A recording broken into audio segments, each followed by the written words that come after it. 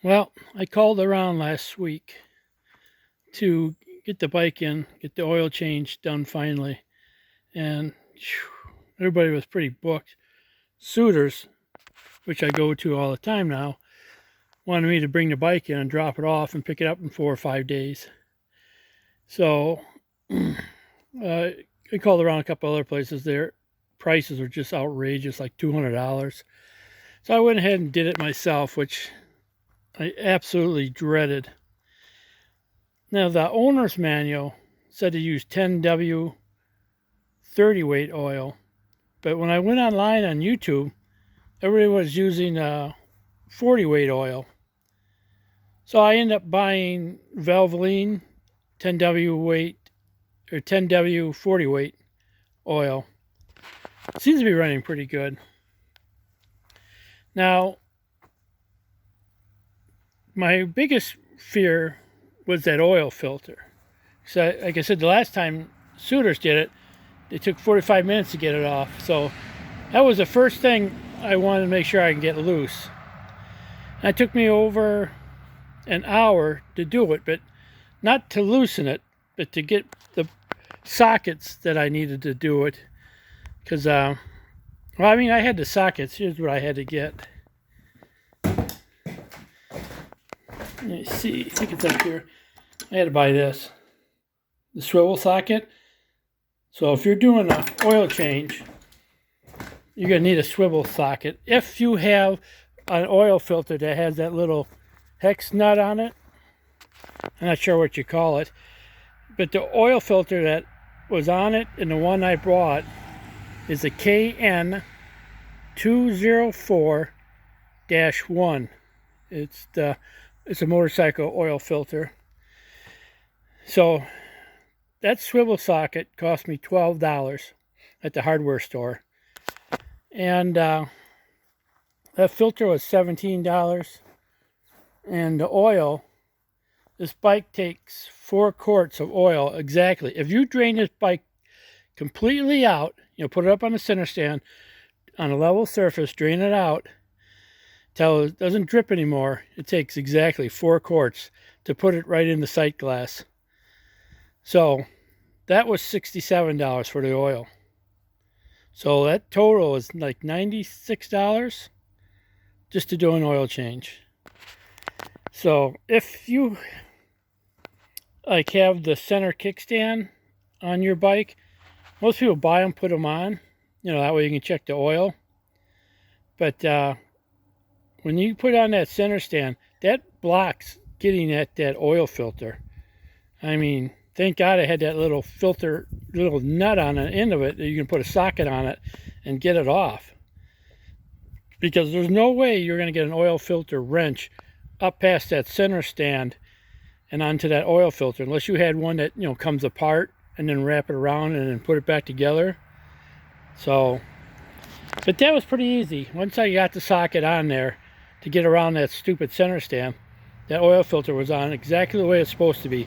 Just a little past hand tight. When I went to turn that wrench, I thought it was slipping off, but it was coming. I checked it and said, oh, that thing's loose. So it was perfect. So I put it back on because it obviously started dripping oil out because I haven't drained it yet. Because I wasn't about to drain that oil until I got that. I know I can get that oil filter off. So once I did that, I drained out all the oil, and boy, that stuff was way past due.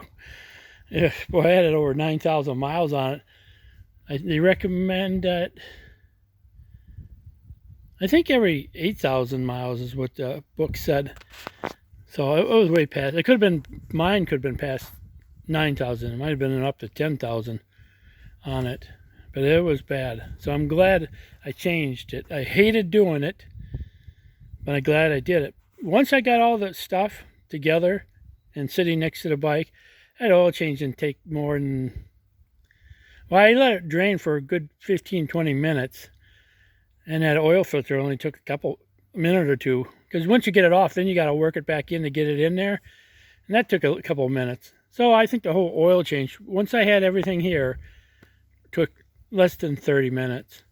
So it's pretty easy. I just don't want to do it because, then I had to get rid of the oil and clean it all up. So it seems to be running excellent. I'm telling you, you will not believe when I wear my helmet. I don't know. It sounds different, the bike, when you're wearing your helmet. Plus that I can only hear out one ear. But I washed this thing yesterday and then took it down the road without my helmet on. This thing runs incredible. It sounds incredible. It's just a great bike. So if I don't get my Gold Wing next spring, I certainly wouldn't be upset, because this is a very nice bike. But like I said, so I finished up that oil change. Took it for a quick, short, well, drove it 50 miles just to make sure everything's all right. And this is where I park it. And no oil drips. So, still, I'm going to be nervous. Because I hate doing stuff like that. It's just, I'm 60, not in the best shape, so it's really not something I really like to do, crawl underneath the bike to change oil on it. I'm going to do the final drive. I'm not sure when I'm going to do it, but I'm not too worried about the final drive. I think you can go 15,000 miles on it, which I'm approaching already. I think I'm at almost 16. But that's not very hard to do. I already ordered the oil from Amazon. So, like I said, I use that Valvoline oil. I'm hoping that's good. The only reason I went with Valvoline, because that's all the oil they had that had 4 quarts to it. I went to one of those, car stores, like Weaver's, O'Reilly's and stuff. I don't remember which one it was, but they only had 4 quarts of the Valvoline. I don't want to mix the oil or anything, so I just went with the Valvoline. He said it was a pretty good oil.